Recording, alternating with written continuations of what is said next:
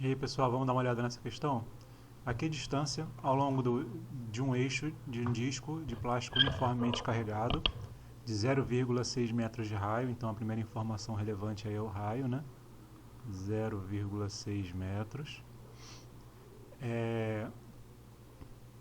O campo elétrico deve ser igual a metade do módulo do campo no centro do disco. Então o campo elétrico deve ser igual a metade do valor do módulo do campo elétrico no centro do disco.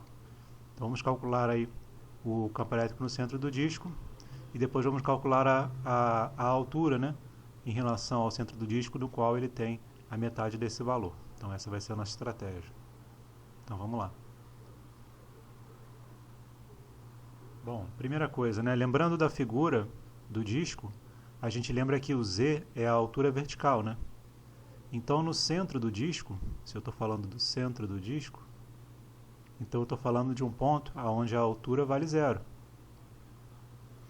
né? Se eu fizer isso, se eu substituir Z igual a zero nessa equação, que é a equação do campo elétrico para um disco uniformemente carregado, eu vou ter aqui zero sobre qualquer coisa, que dá zero, 1 menos zero dá 1, e aí com isso eu tenho que no centro do disco o campo elétrico vale sigma sobre 2 epsilon zero. Então eu quero descobrir a altura do ponto no qual eu tenho metade desse valor, ou seja, eu tenho a saber qual o valor de Z, que é a altura, né? Qual o valor de Z, para o qual o campo elétrico seja metade do campo elétrico no centro. Então, ou seja, metade desse valor eu quero sigma sobre 4 epsilon zero. Então vamos substituir esse valor na equação e vamos descobrir o valor de Z para quando isso é verdade. Então vamos substituir esse valor na equação. Sigma sobre 4 epsilon zero é igual a sigma sobre 2 epsilon zero. E aí vamos calcular o valor de Z.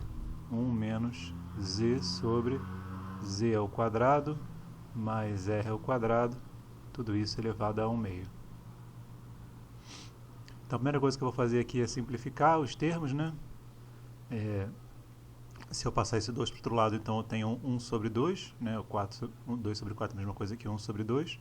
Isso vai ser igual a 1 menos Z sobre Z ao quadrado mais R ao quadrado elevado a 1 meio.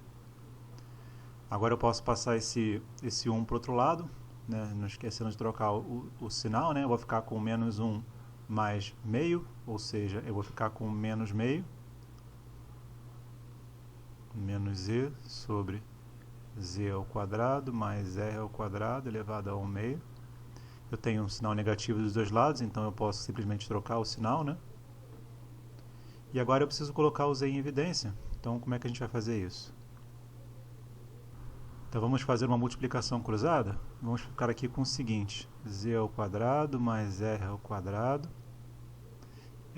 Isso vai ser igual, isso elevado a 1 meio, né? Não pode esquecer, a 2 vezes Z. Vamos elevar os dois lados ao quadrado? Então vou ficar com Z ao quadrado mais R ao quadrado. Isso vai ser igual a 4Z ao quadrado. Então daqui eu já consigo tirar a solução do problema, porque eu tenho raio. Então vamos fazer o seguinte: eu vou apagar aqui, só para ganhar um espacinho, e vou substituir o raio e calcular o valor de Z. Então se eu passar esse Z para o outro lado, eu tenho então 4Z ao quadrado menos Z ao quadrado, eu vou ter 3Z ao quadrado.